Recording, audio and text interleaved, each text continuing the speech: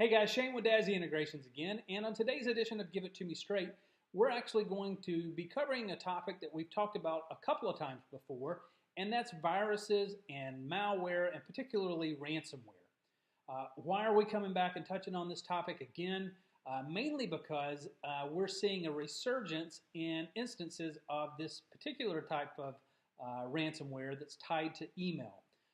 Over the last few years, we've seen more and more advanced threats coming in from websites where they may have a script that's loaded when you go to the website that you don't even know about, or an image that's embedded into the page that's got a malicious script that executes. Those are advanced threats that people really there's not a whole lot that you can do besides making sure your system's up to date and you're not going to questionable sites.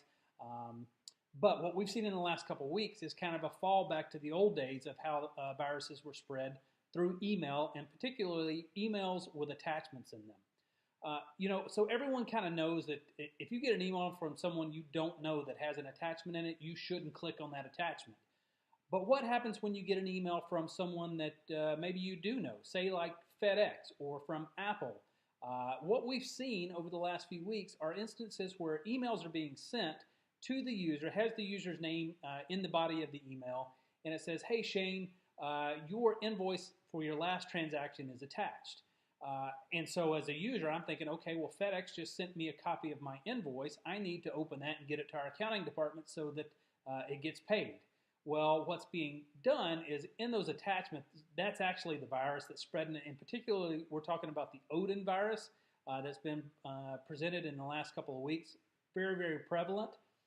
And it's coming from sources that people should know or recognize, and they're catching people off guard. So they're getting either a resume or an invoice or something that's kind of a generic document that you feel like, oh, you know what, I might need to take a look at this to make sure it's valid. So the user double clicks on that, and then at that point the virus is launched. In some cases that has an executable that's a Word document or Excel document. And it's even prompted users to, hey, do you want to enable the macros in this document? Obviously, if you're paying attention, most of the time you would know you never want to do that from someone you don't know.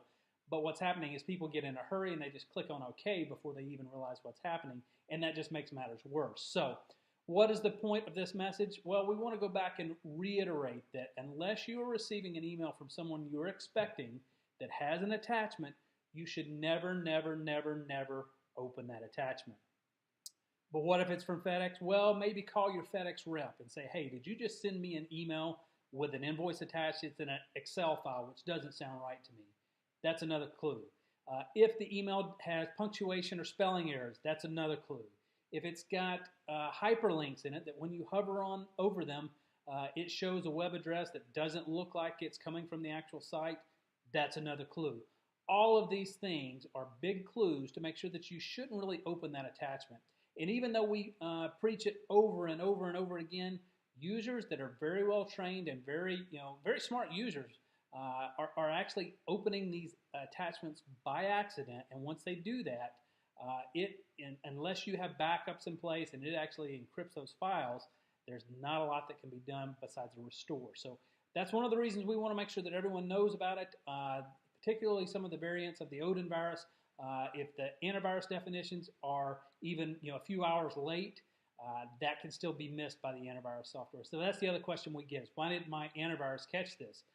In zero-day attacks, meaning that a new variant is sent out before the signatures are updated on the antivirus software vendor's website and their updates that get pushed out, it can actually miss those and does quite frequently. So you need to have multiple layers of security there. We recommend antivirus on the machine that's updated multiple times throughout the day, but also you want to have an advanced malware protection either at the firewall level or somewhere on the network through an appliance that scans for that type of activity as well.